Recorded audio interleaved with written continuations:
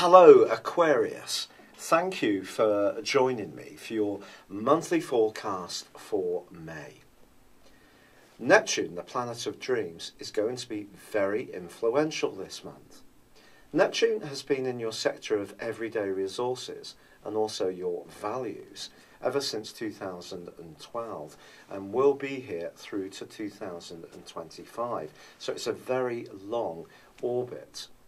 But this particular transit is also giving an opportunity to Aquarius people to be much more creative about how you view this area of life. If you found yourself more active around good causes and charities over that period of time, it wouldn't be so much of a surprise. And that might be something that appeals to you in the first week of this month, because the Sun is forging an awesome and enabling link with Neptune. And if you're someone who's very creative and you like to work with your hands and you have a hobby craft that perhaps converts old materials into something new and funky and contemporary, this can be your time to shine. But Neptune also forges a link with the planet of expansion, Jupiter, throughout this month, which is a bit more challenging. I don't think this is a great month to be charging around spending money in an unthought out way. If you do find yourself wanting to escape the mundane routine of life, for sure you can do that, and you can do it in a very imaginative way. But if there's a lot of money concerned in any expenditure that would help you to achieve this, I would try to slow things down. Certainly don't get swept along by too much idealism. It's one of your great strengths, but it is going to be important to stay in touch with the sense of security in your situation, be it emotional or physical, and how you can shape that with your actions.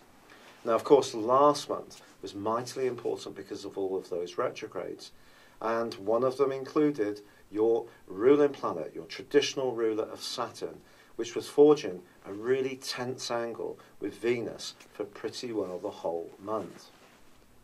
Now that has unravelled as this new month begins.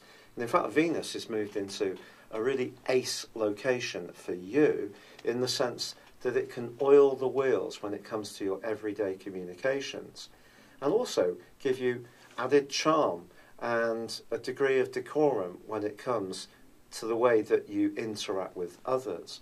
What will help this process is that Mercury returns to the same area on the 3rd and goes into forward motion. Now, we all know that Mercury retrograde can be difficult. This one, of course, has been even more so because it's been going across different zodiac signs. But now you can start to feel that things can move forwards, you can feel a bit clearer about things and about what you want to say. Your energy, generally, is actually going to be very good because of the role of Mars, which is in the sign of Gemini, your sister air sign. So this is in itself also very enabling for you. And from the 21st, the Sun is going to move into this area too. So the last 10 days of this month are likely to be much more active and interactive, especially as far as your social situation is concerned, and perhaps even as far as your love life too.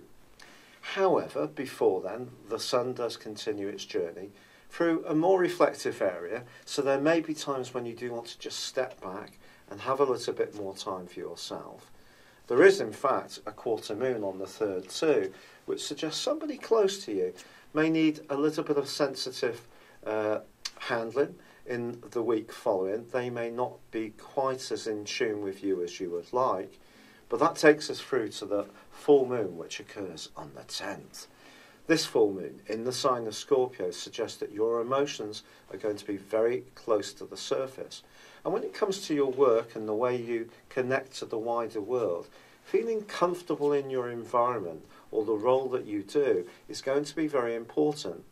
If you are not, the psychological undercurrents that are washing around inside of you are likely to call out to you for attention because Pluto, the planet of secrets, is linking to this full moon in a very potent way. From the 16th, however, Mercury returns to the sign of Taurus, which is not its best location for you, I have to say. but it could make you think a bit more practically about making some changes to your home environs. And by the 20th, it moves back to the location that it first occupied when the retrograde began on the 9th of April. If there has been any miscommunication around a home or family situation, it could start to become much less intense from then. There's an opportunity to clear the air. However, it is true to say that the 9th of this month probably has the most significant event of all, and this involves the North Node. Now, this is a position which represents our destiny in life. And for some years, the North Node has been tracking backwards in the sign of Virgo.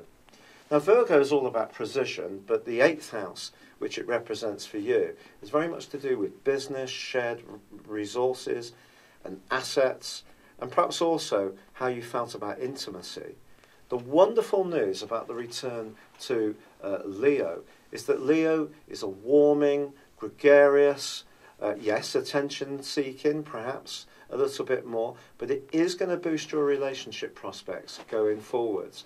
And that's something to truly celebrate. I just think we're going to see a big shift in the world in general, and it's going to move away a lot more from perhaps the more pettier side of situations to a more creative and artistic flow, which is going to be very exciting for all of us. But I think for Aquarius people in general, relationships are going to be lifted quite significantly by this. Now, by the 21st, the Sun, as I said before, does return to the sign of Gemini. But in the week before that, Mars is actually forging quite a intense link with Pluto. Now, Mars in the sign of Gemini is very good in the sense that it's go-getting. It's asking you to perhaps even show your sense of personal power when it comes to your attractiveness. But this angle with Pluto is going to require some care, because the psychological side of your personality could be represented in the way you express yourself in a way which may be a little bit out of kilter with what is ideal for you, particularly around a sexual attraction that there may be. But once the Sun moves on the 21st, I think you're going to just feel heartier about things, more vibrantly energised, and that can put you on the front foot. There's a fabulous new moon on the 25th. And also Mars then goes on to forge a great link with your modern ruler of Uranus. This suggests that there could be an exciting conversation before the month is out, and just who with could really excite you, really surprise you, particularly as Venus is going to be connecting with Uranus in the last couple of days. That can be very intriguing too. But before then, Venus itself also forges a right angle to Pluto. And if you do find yourself having a conversation with someone, try to figure out what your deeper motivations are and what theirs are too, because there could be a hidden agenda washing around that you just need to be more conscious of. But this is a month, without question, which does give you an opportunity to articulate how you feel much more effectively than April, but it's about staying in touch with the more emotional side of life and balancing that against your ambitions and against your relationships. But I think the North Node returning to Leo is really significant for long-term progress around relationships in general. It's been a real pleasure being with you. Thank you for joining me. Good luck and goodbye for now.